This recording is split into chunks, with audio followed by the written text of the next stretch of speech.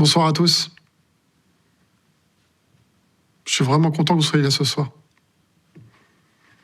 Surtout que notre dernière réunion remonte à quelques mois maintenant. Cela me fait vraiment plaisir. Malheureusement, Manu ne viendra plus. Mais je sais qu'il serait fier de voir que nous continuons ces réunions. Ce soir, nous avons la chance d'accueillir une nouvelle personne. Je vais donc en profiter pour lui rappeler notre règle. Je ne juge pas. Je ne suis pas à votre place. Vous n'êtes pas à la mienne. Je viens seulement ici pour me livrer à cœur ouvert. Est-ce que quelqu'un veut commencer? Isabelle? J'ai 71 ans. J'ai un cancer du poumon qui a été diagnostiqué il y a 4 ans. Lorsque le radiologue m'a annoncé cette nouvelle, j'ai été tétanisée comme je pense toutes les personnes à qui on annonce une telle maladie. Et puis je me suis ressaisie. J'ai un cancer du sein. Je l'ai appris quand j'avais 28 ans. Mi-août, j'ai eu le résultat de la biopsie. Je m'en souviens avoir dit à la femme qui m'a appelée « Merci et belle journée », alors que j'avais juste envie de lui crier d'aller se faire voir. Si j'avais eu un bouton off, j'aurais juste appuyé dessus. Je voulais juste qu'à ce moment précis, tout s'arrête. Lorsque, après plusieurs examens, les médecins m'ont annoncé que j'avais un cancer, je comprenais pas. Je m'y attendais pas.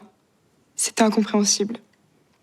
Je m'attendais à tout sauf à ça, et jamais j'aurais pu imaginer.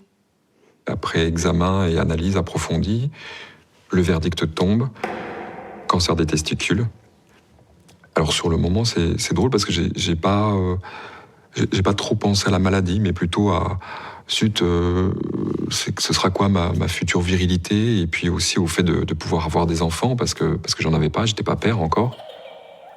J'ai par contre fait le choix de ne pas en parler à mon mari et à mes enfants.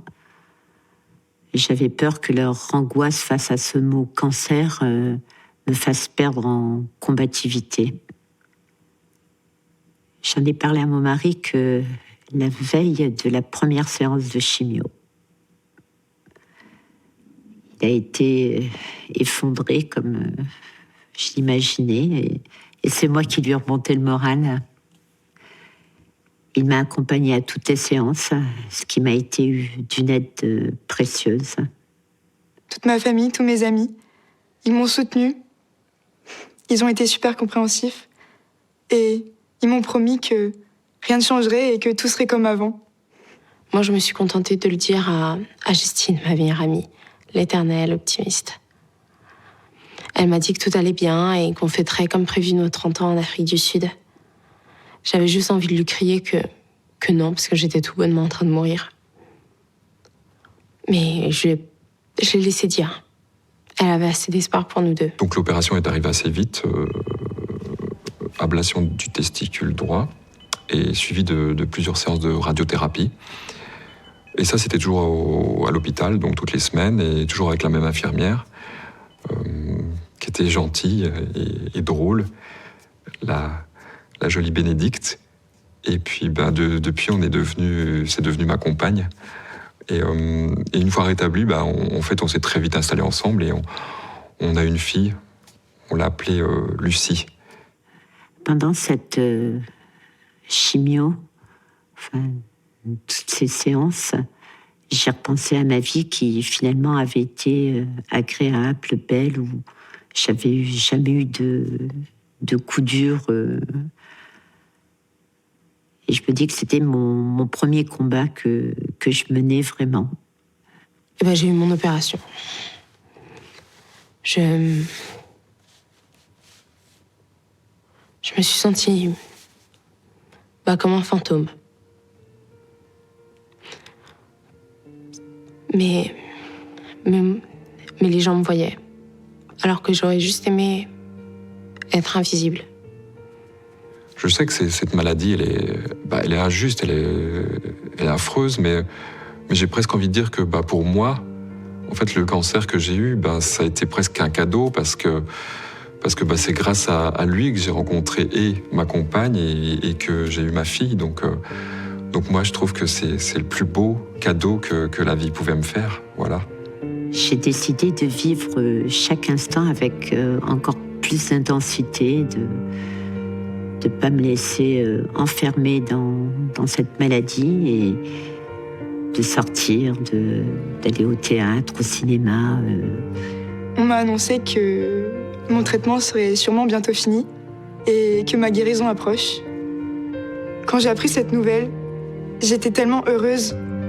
Je suis rentrée chez moi complètement euphorique et j'ai fait un câlin à toute ma famille. Je pense que je serai guérie d'ici quelques mois. Et j'ai hâte de terminer mon traitement pour pouvoir continuer à revivre ma vie comme avant et surtout passer mon bac. C'est important quand même pour mon avenir. Tais-toi! Stop, putain! Laissez-moi tranquille! Je m'en fous de vos histoires! Vous entendez? Je m'en fous! J'ai fait quoi pour mériter ça, hein? J'ai fait quoi? Et qu'est-ce que je fous ici, bordel? Vous avez accepté le cancer? Bah tant mieux! Mais je suis pas comme vous! Je suis pas comme vous, putain! J'ai personne, moi! Mes parents, ils sont morts! J'ai ce cancer qui me tombe sur la gueule! Un cancer des os, putain! Un cancer des os! Je vais faire comment, moi? Je vais devenir quoi? Je vais faire quoi? Il va se passer quoi pour moi maintenant? Je suis perdu. Je rêverai pas, putain!